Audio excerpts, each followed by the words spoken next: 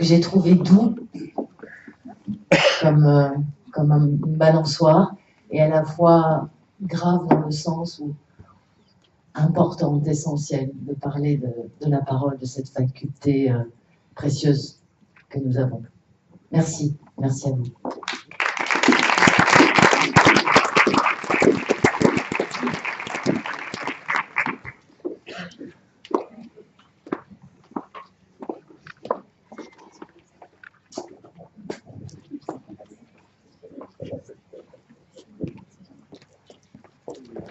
Bon oui, tu vas sur scène.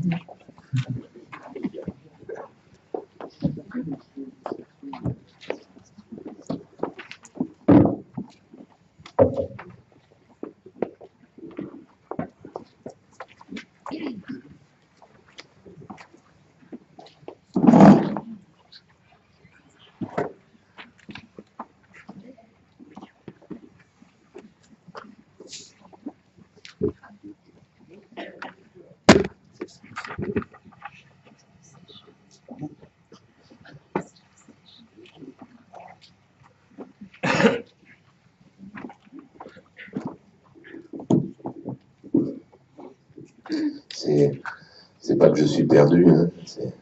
Je croyais qu'il fallait que je prenne le micro, mais non, il y en a déjà en fait.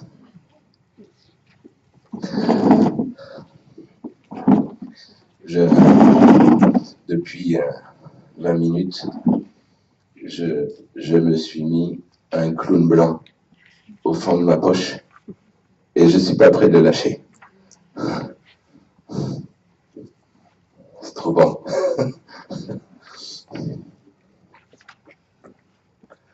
C'est touchant et tellement profond et juste d'un point de vue humain et d'un point de vue clinique.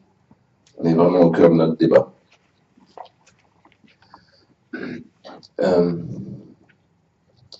Avant de raconter 2 ou 3 trucs sur ce qui me sert de boussole, voilà comment on va procéder pour la simulation. On avait au fond 4 possibilités, mais on en a exclu une. Quand on a réfléchi à la journée, j'ai beaucoup reparlé de cette chose-là avec Pascal notamment. Il y avait une possibilité qui est je reçois un couple ou une famille, comme je le fais habituellement dans mon cabinet et dans la pièce de travail qui est la mienne. On a exclu ce modèle-là. C'est celui qui est le plus commode pour moi, parce que c'est celui qui est au cœur de ce que je suis quand je travaille et aussi en tant qu'être humain. Donc c'est le modèle que je connais le mieux. Et puis là, je me laisse faire, je m'abandonne un peu au mouvement, justement, de la relation, de la parole. Et ça se passe assez bien. Je contrôle pas tout le mouvement, mais j'arrive à me contrôler à peu près dans le mouvement. Donc, voilà, ça se passe. Mais notre préoccupation, c'est que ça pouvait être loin des vôtres de préoccupations, au moins pour un certain nombre. Je sais que pour un certain nombre d'entre vous, ici aujourd'hui, vous avez aussi des consultations, que ce soit en institution ou en cabinet libéral. Mais pour un grand nombre aussi d'entre vous, vous ne faites pas ce qu'on appelle techniquement une consultation, mais vous faites des entretiens. Bon, franchement, enfin, la distinction est d'usage social. Alors, pour pas s'y perdre, on peut toujours l'avoir à l'esprit, mais au fond, je pense que les processus en jeu sont très proches de ça. Mais par contre, on a voulu respecter ce contexte. Et du coup, on a pensé privilégier les 3 autres possibilités.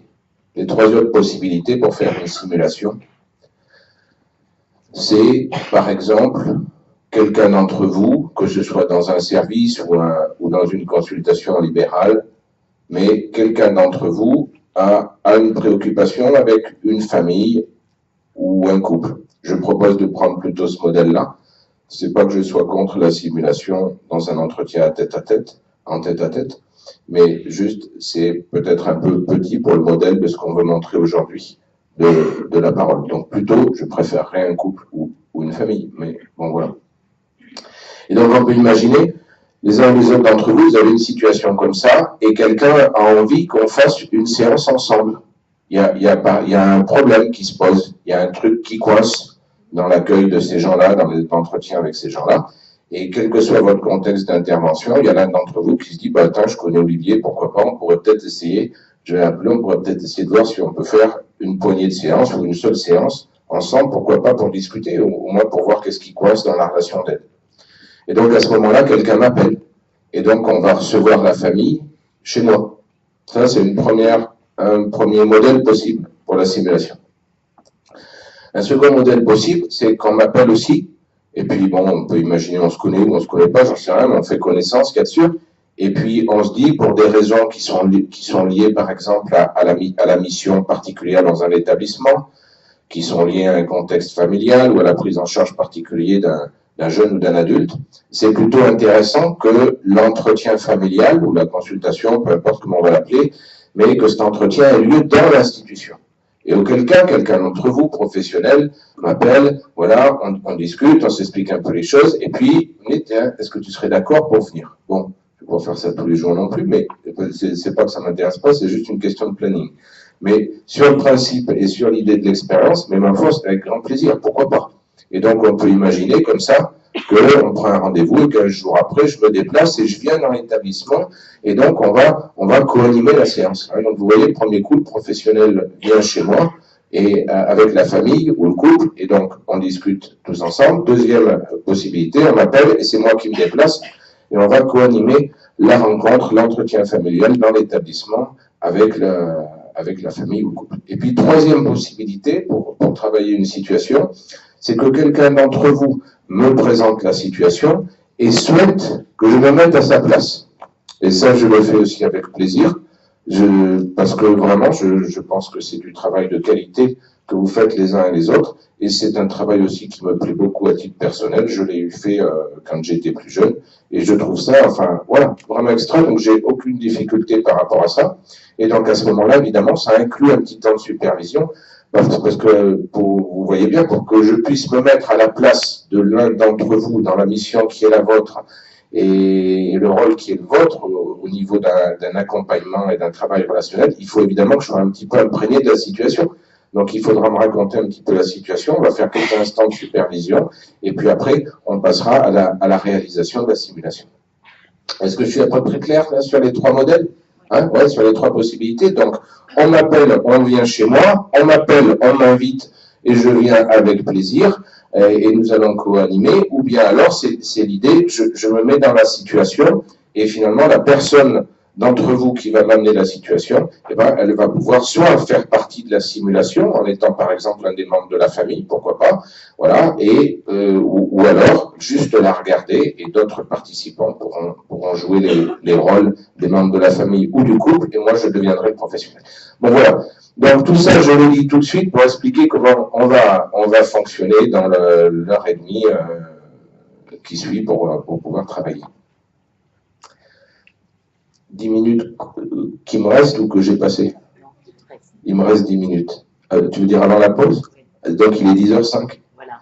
D'accord, peut-être on la fera qu'à 10h20 du coup. Je vous laisse réfléchir à cette chose-là. Hein, vous voulez bien réfléchir les uns les autres à la possibilité d'une situation. On peut d'ailleurs aussi faire une situation composite. Il n'y a pas de souci. Hein, je veux dire, ça peut être une situation en prise directe telle qu'elle. On est tenu au secret professionnel par rapport à nos métiers. Bon, ok, on va juste travailler la situation. Ou alors c'est une situation qui est composite, qu'on recrée. Ça peut être plusieurs situations, je ne sais pas. Mais enfin voilà, l'idée c'est ça. Ok. Donc le temps que vous réfléchissez et en attendant qu'on soit à la pause, donc à 10h20 ou peut-être 25, nous verrons bien. Deux ou trois points particuliers pour vous dire ce qui me sert de boussole et avec quoi je vais travailler tout à l'heure. Et je ne vous dis pas du tout qu'il faut adopter ces choses-là. Chacun fait bien sa propre popote comme il l'entend. Moi, c'est des choses qui me, je sais pas si ça me guide, mais ça m'aide comme point de repère quand ça flotte beaucoup. Voilà. C'est vers ça que je me tourne. La première chose, je vais vous parler au fond, grosso modo, je vais vous donner une ou deux idées, peut-être ce qu'on peut appeler un outil, je ne sais pas, autour du cadre et quelque chose du travail peut-être sur les résonances.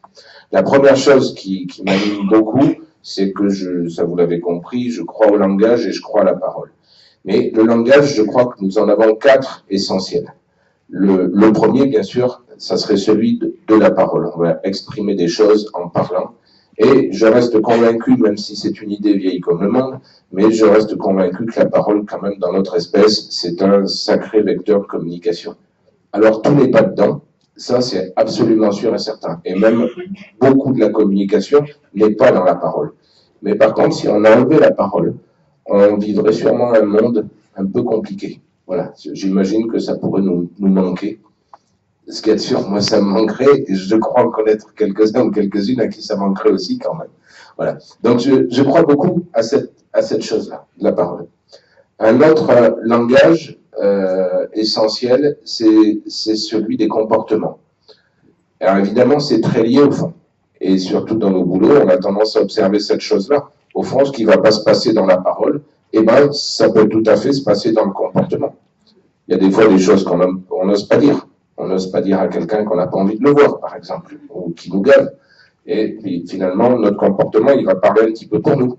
Voilà. Bon, ça nous pose des problèmes, bien sûr, quand c'est trop, j'essaie de le dire correctement, quand c'est trop pas ajusté avec la parole. Vous voyez ce que je veux dire? Si on dit à quelqu'un « je suis content », mais que tout notre comportement a l'air de montrer qu'en fait on n'est pas, voilà.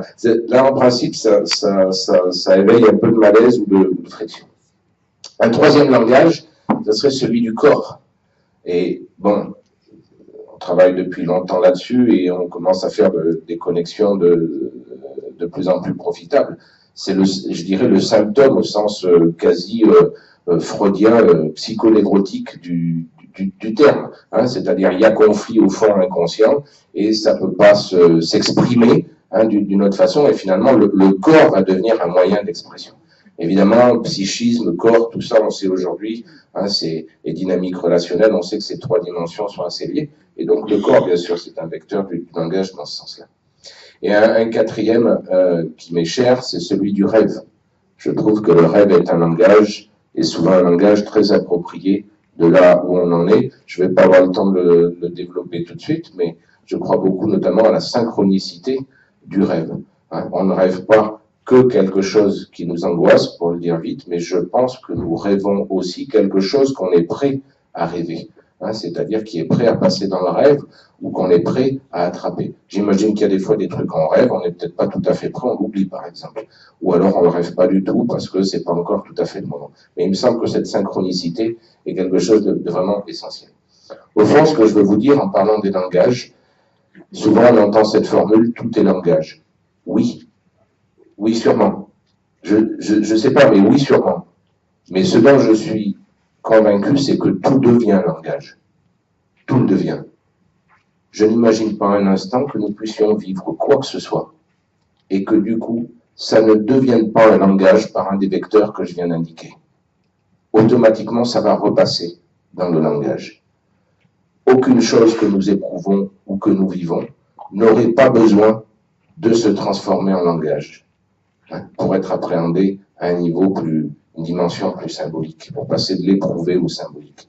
Ça, je crois que ça se passe réellement et qu'on l'a quand on a les personnes en face de nous. Et tout ça, à mon idée, sur la relation, vient se situer, toute cette communication dans le langage vient se situer sur 2 lignes relationnelles essentielles. La première, ce qui fait l'équilibre d'une relation, c'est la réciprocité des échanges. C'est-à-dire que, grosso modo, pour le dire très vite, mais du point de vue affectif et du point de vue, je ne sais pas comment dire, économique ou échange de services, voilà, il faut qu'il y ait un certain équilibre. Ceux d'entre vous, par exemple, à qui ça a pu arriver, d'aimer quelqu'un qui vous aime pas, vous savez à quel point ça pose un problème. Voilà. C'est très difficile quand on investit une relation et qu'on a l'impression que l'autre ne l'investit pas de la même façon. On a une sorte de problème, de difficulté, je veux dire, à se situer. Et dans ce qu'on pourrait appeler un équilibre économique, d'échange de services, il y a quelque chose qui est tout à fait comparable.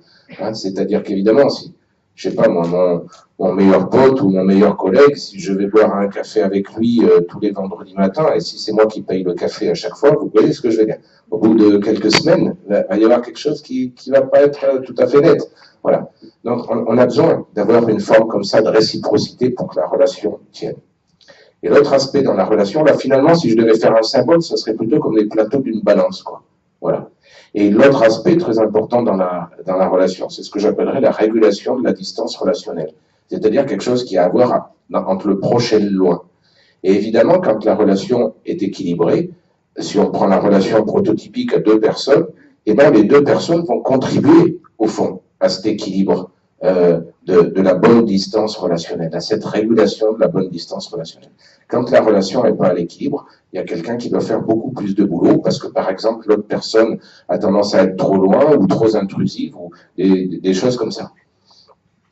Et là, s'il fallait le symboliser, tout à l'heure je parlais d'une balance, là je parlerais plutôt d'un élastique. Vous voyez, ça fait comme deux lignes, quoi. Une ligne pour l'équilibre et une ligne pour la distance dans la relation. Je crois beaucoup à l'émotion et je crois beaucoup aussi à la chose que pour que l'émotion nous rende service, il faut qu'elle soit travaillée et traitée. Donc, pour le dire autrement, il faut qu'il y ait un contenant. Quand je dis un contenant, je dis pas quelque chose qui oppresse la relation. C'est pas, je sais pas comment dire, c'est pas un contenant étouffant, mais c'est un contenant au sens de quelque chose qui nous permet d'appréhender l'émotion qu'on ressent ou ce qu'on sent chez l'autre et de pouvoir au fond le réguler suffisamment pour qu'on puisse le mettre en mots, le mettre en parole. Voilà. Ça, je pense que l'émotion, c'est capital, c'est comme un outil perceptif, comme un sixième sens. Je me demande à quand ça sera enfin inscrit en tant que tel comme un sixième sens, comme la vue et l'ouïe, ou tout ce que vous voulez. Voilà. Mais au fond, pour que ça soit fonctionnel et qu'on ne soit pas emporté par un bouillonnement relationnel, il faut qu'il y ait un certain contenant pour qu'on puisse le traduire. On le voit de façon très forte, il y a une très grande différence, on le voit dans les groupes de façon très forte, et bien sûr il y a une très grande différence entre les groupes déjà constitués et les groupes qu'on peut appeler transversaux, c'est-à-dire les assemblages. Si vous prenez des groupes constitués comme une famille ou même comme une équipe, c'est un groupe constitué par le travail, mais c'est un groupe constitué, la prédominance, pour qu'il y ait contenance, la prédominance à ce moment-là va passer par des règles au fond, qui sont déjà instaurées. Il va y avoir une prédominance des règles instaurées dans le groupe qui est déjà constitué.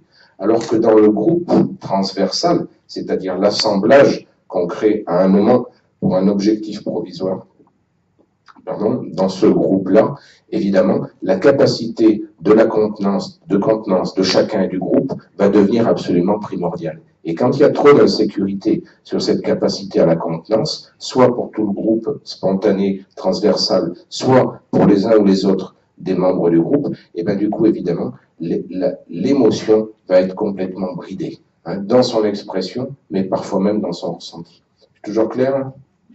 Ouais. Du coup, quand on se penche sur l'idée des groupes, ça montre que nous fonctionnons, notamment dans le groupe transversal, on fonctionne automatiquement avec ce qu'on est et avec ce qu'on va pouvoir mettre en commun. Et ça, je pense que c'est une caractéristique de la relation d'aide. J'ai vraiment l'idée que la relation d'aide est autoréférencée. Je voudrais faire tout de suite la différence. Autoréférencé, c'est pas autocentré, c'est exactement différent. Autocentré, ça veut dire que ce qui se passe pour les autres n'a pas d'importance. C'est soi qui compte juste. Voilà. Donc c'est fermé, il n'y a pas d'écoute. Voilà. Autoréférencé, c'est l'idée au fond que ce qui va venir du groupe famille ou du groupe équipe, peu importe, mais ce qui va venir du groupe, je veux dire, c'est quelque chose qui va nous traverser et qu'on va lire pour une bonne partie, peut-être avec notre tête, notre savoir, tout ça, mais pour une bonne partie au fond, avec ce qui nous constitue, c'est-à-dire nos propres résonances. Je milite pour un travail sur la résonance. Nos résonances ne sont pas des empêchements au travail. Nos résonances ne sont un empêchement au travail que si nous ne travaillons pas notre résonance. Mais autrement, notre résonance nous guide. C'est-à-dire que les échos que produit l'autre dans notre propre construction, à partir du moment où ces échos, cette construction qui est la nôtre, elle a été travaillée et qu'elle reste au travail, cette résonance-là nous guide aussi pour mieux comprendre ce qui se passe pour l'autre. Et du coup, pour pouvoir être engagé dans le travail, pour pouvoir être partie prenante, mais pas confusionné avec l'autre. Engagé, mais entre guillemets, j'aime que moyennement un mot, mais neutre si vous voulez. Voilà. On n'est pas neutre parce qu'on ne ressent rien. On est neutre dans ce sens-là, clinique. Hein. On est neutre parce qu'on est capable de faire un travail de subjectivation en passant par nos propres résonances, ce qui nous permet effectivement d'être au plus proche de ce que l'autre vit. Hein. Donc, je crois vraiment beaucoup à cette chose-là, et bien sûr, ça passe énormément par l'émotion, parce que si pour nous-mêmes, il y a trop de choses qui sont restées dans les coins, ça nous fait vraiment déborder aussi ou avoir peur. Oui, elle me dit, j'ai largement 5 minutes encore. D'accord. Et donc, la dernière chose que je voudrais dire, donc avant qu'on fasse la pause, c'est que dans les... grosso modo, si je devais symboliser la relation d'aide, je dirais qu'il y a 4 grandes dynamiques qui se croisent dans la relation d'aide. Et ça, c'est pour la partie un petit peu outil. J'aime que moyennement le mot là aussi, mais bon, entre guillemets, ça donne au moins un point de repère. La première de ces dynamiques, pour moi, c'est ce que j'appellerais le cadre limite. Le cadre limite, c'est quand on va structurer l'intervention, ce qu'on va partager ensemble autour de la demande. Ce qui ne veut pas dire de prendre la demande telle qu'elle est. Souvent, la demande n'est pas tout à fait prenable telle qu'elle est, mais c'est ça qui en fait toute la valeur. C'est parce qu'on va la retravailler ensemble et co-construire quelque chose qu'on peut se proposer entre guillemets, de réaliser ou un but un chemin, voilà, un but vers lequel aller. Et du coup, ça a beaucoup de sens de poser des questions du cadre, d'expliquer quelles règles vont nous permettre d'avancer ensemble, quel point de contrôle on se donne, pourquoi pas, à certains moments, il y a des personnes pour qui c'est important. Et le fait de poser ce cadre-là, ça vient dire en fait qu'on ne peut pas tout faire.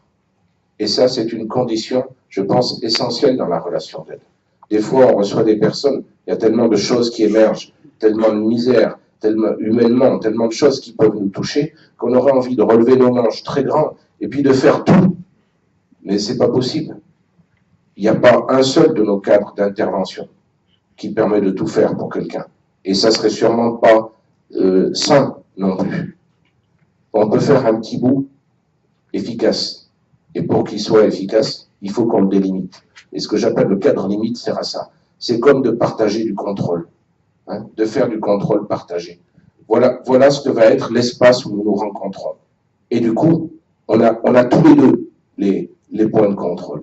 Voilà. Et ça, je pense que ça compte beaucoup quand on veut essayer d'aider quelqu'un, qu'on puisse définir ça ensemble. La seconde dynamique, qui est très importante, me semble-t-il, en relation d'aide, c'est la dynamique de la décision. Et la décision vient aussi nous faire travailler la limite. La relation d'aide, ça se commence un jour. Et ça s'arrête aussi un jour. Dans la façon formelle, sociale, qui définit la relation d'aide. Si je devais le dire pour la psychothérapie, je dirais la psychothérapie, ça commence un jour et ça s'arrête un jour. Ça ne veut pas dire que le développement s'arrête. Les réflexions continuent. Mais l'exercice codé et repéré socialement comme étant l'exercice de la psychothérapie, celui-là, il peut s'arrêter. Mais bien sûr, on peut se souhaiter que la parenthèse reste assez ouverte et que du coup, le développement, il continue. Et l'idée de poser la question de la décision au début d'un travail de relation d'aide, quel que soit le contexte, ça vient montrer qu'il y a cette limite-là. Et que du coup, il y aura aussi une décision à prendre à la fin, de comment on va s'arrêter, par exemple. Ou en cours de chemin, s'il faut modifier des objectifs ou certaines attentes, comment on va s'y prendre. Je voudrais dire un mot sur la confiance, c'est la troisième dynamique. Je vais être bref, bien sûr, ici tout le monde est entraîné, donc tout le monde a l'idée, je me suppose ou presque, que la confiance, ça se co-construit, hein, que la confiance c'est un chemin, ça se décrète pas.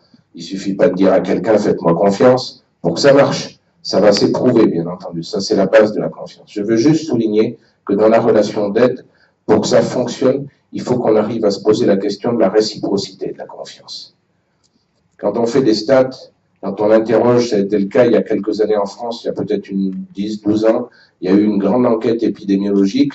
On demandait aux gens qui suivaient des psychothérapies, qui avaient suivi des psychothérapies, on posait la question aux gens, qu'est-ce qui a marché pour vous? Pourquoi ça a fonctionné pour vous, la psychothérapie? Qu'est-ce qui vous a accroché? Et à 80%, les personnes répondent, c'était la confiance. Et la confiance, il faut bien comprendre que de notre côté à nous, On se dit, si la personne me fait confiance, ça va marcher la relation d'aide. Mais c'est absolument indispensable de le voir dans la réciprocité. Est-ce que moi, je fais confiance à la personne? Est-ce que moi, je crois dans les compétences de la personne? La confiance, ça peut que fonctionner de cette façon-là. C'est un ingrédient indispensable, mais ça devient une notion naïve si on oublie cette dynamique interrelationnelle, hein, où c'est quelque chose qui est réciproque. Et le dernier point, c'est sans doute de loin le plus complexe, la quatrième dynamique que je vais indiquer qui existe dans la relation d'aide, c'est la dynamique des affects. Là-dedans, il y a 3 niveaux différents. Les affects, pour moi, c'est clair, ils sont toujours en jeu. Ce qu'on appelle vraiment des affects. C'est-à-dire que nous sommes touchés de toute façon dans ce que nous sommes, dans comment nous sommes construits. J'ai presque envie de dire dans une relation d'aide, si nous ne sommes touchés de rien, mais que faisons-nous là? Voilà. Et bien sûr, tout le paradoxe et toute la sensibilité de notre travail, c'est de ne pas être emporté par ce qui nous touche. Sinon, on s'appuie sur les épaules des personnes qu'on est censé aider pour régler nos petits problèmes à nous. Et ça marche plus du tout. Voilà. Ah, mais c'est là qu'on voit vraiment toute l'intensité de la relation d'aide. Et les affects, ils sont toujours en jeu. Constamment. C'est pas la peine de se dire, il n'y a pas d'affect. Tout le temps, ils sont en jeu. Mais c'est juste normal. Et on va utiliser dans la résonance dans le sens où je disais tout à l'heure. Par contre, il y a un deuxième niveau plus profond. C'est qu'évidemment, ça touche à l'affectif. Hein, c'est-à-dire, c'est pas seulement un de mes affects qui est mobilisé, mais c'est que dans l'affect qui est mobilisé, je fais venir d'autres personnes de mon histoire, et d'un coup, je suis pris du point de vue affectif. D'un coup, j'ai quelqu'un en face de moi, et au lieu de voir juste le quelqu'un, pourquoi pas avec une résonance, mais d'un coup, j'ai vraiment l'impression que le quelqu'un me parle du problème que j'ai, par exemple, avec ma mère, ou avec mon fils, ou avec mon oncle. Vous voyez ce que je veux dire? Ça devient très vivant. Et on passe, là, vraiment une dimension, on passe de l'affect à l'affectif. Et là, il y a un signe qui est toujours un signe clinique, qui est toujours absolument probant au niveau des équipes. C'est que là, ça commence à nous cliver en équipe.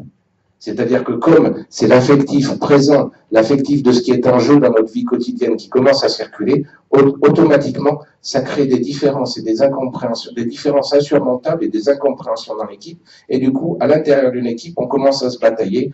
On devrait faire ceci ou on devrait faire cela avec cette famille, on n'arrive plus à tomber d'accord. Cette dimension-là, quand on passe de l'affect à l'affectif va faire clivage à l'intérieur de l'équipe. Et la troisième dimension, peut-être vous l'imaginez déjà bien, c'est en fait l'affection. Hein? C'est-à-dire que là, carrément, on se met à aimer les personnes comme là. Vous voyez ce que je veux dire? Et là, évidemment, ça donne un truc dans la relation d'aide qui est plus qu'autrement improbable. C'est extrêmement difficile dans un moment comme ça. Je ne dis pas que c'est quelque chose qui ne peut pas arriver, mais c'est juste extrêmement difficile. Parce que si on se met réellement à vivre la personne qu'on a en face de nous, les personnes comme étant notre propre famille, nos parents, ou nos conjoints, ou nos propres enfants, mais là, ça va nous embrouiller la tête à un tel niveau qu'on va avoir la main qui tremble automatiquement, et on va avoir envie de faire ce qu'on fait en famille, c'est-à-dire en fait de protéger, et plus de protéger que d'aider au développement, même si aider au développement, nous le faisons dans notre propre famille. Mais la première fonction de la famille, ça reste celle de la protection. Vous voyez les 3 niveaux, je pense que c'est à peu près net. Hein, comment on peut passer l'affect toujours en jeu, comment on pourrait passer à l'affectif qui va cliver, et à l'affection qui va là carrément confusionner. Pour moi, ces 4 dynamiques se croisent sans arrêt dans toutes les relations d'aide, de soins, ou comme on veut. Voilà, ça se croise sans arrêt, et c'est juste des points qui sont importants, je crois, à travailler pour qu'on puisse se repérer. Voilà, on va être à la pause. Oui, 4 minutes pour voir un petit peu ce qui va faire. Voilà. C'est à peu près clair comme présentation sur un peu les trucs utilisés, ouais. Eh bien, tant mieux, super. Et est-ce qu'on a déjà est-ce qu'il y a déjà des personnes, du coup, qui ont des idées sur une situation? Oui, Pamela, tu en as une? D'accord. Et c'est une situation avec combien de personnes au total? 4. C'est-à-dire, c'est comme une famille, par exemple? D'accord. Avec un monsieur, une dame et 2 enfants. D'accord. Et c'est une famille que toi-même tu connais? D'accord. Donc il y a un monsieur, une dame, 2 enfants. Les enfants, c'est des garçons, des filles, c'est quoi? Un garçon et une fille. Le choix du roi, mais on va se régaler. Et d'accord, un monsieur, une dame, un garçon, une fille, et donc toi, tu es la professionnelle qui intervient auprès de la famille. D'accord, c'est bien ça. Et est-ce que tu as déjà une idée, je ne veux pas précipiter, si tu l'as pas, tu as le temps de réfléchir pendant la pause, mais est-ce que tu as une idée du modèle que tu préférerais au niveau de la simulation? Le troisième, c'est-à-dire, on va travailler un peu ensemble sur la situation, je vérifie que je pige bien. Voilà, avec un temps de supervision, et après, avec ta permission, je vais prendre ton rôle à toi pour proposer quelque chose. D'accord. Dis-moi, Pamela, tu vas préférer être dans la simulation, être un des membres de la famille, ou tu vas préférer voir la simulation? Voir la simulation, d'accord. Encore un tout petit mot. Tout le monde sait bien ce qui se passe. Hein? Elle a une situation, une famille, 4 personnes, 2 parents, 2 enfants, et elle est la professionnelle, elle nous expliquera tout à l'heure dans quel contexte, et ce qu'elle préfère pour le modèle apprenant one, c'est pas de le vivre directement, c'est de le regarder. Mais comme elle fera déjà la séquence de supervision pour m'imprégner, ça va déjà être pas mal aussi pour elle. Juste, Pamela, est-ce que tu as déjà à l'intérieur de toi, je ne te demande pas de le dire tout de suite, mais est-ce que tu as déjà désigné les personnes ici présentes qui pourraient être les membres de la famille, ou pas encore? Non, pas encore, non. Pas encore, d'accord. Alors, messieurs, dames, ce que je vous propose, si vous voulez bien, on a un quart d'heure de pause, là, je crois, comme a proposé Pascal, et donc ce que je vous propose les uns les autres, c'est de réfléchir tranquillement au fait, voyez, vous avez la base, il y a sûrement un problème, on ne sait pas lequel, et puis il y a 2 parents, 2 enfants. Hein, si ça pourrait vous intéresser de rentrer dans cette simulation, on fera un appel à candidature tout à l'heure. 2 petites informations. Tout le monde n'a pas signé sa feuille de présence et n'a pas pris son attestation. Donc, Roselyne, tu gardes ça à la main à la pause et voilà, vous allez vers Roselyne qui est là. Qui aura ça. Et la deuxième chose, c'est qu'au retour de la pause, on nous a demandé de ne pas ramener des gobelets de café ou de thé, de boire à l'extérieur et de laisser ça dehors. Voilà. Et on reprend donc, il est 30, on reprend à 45.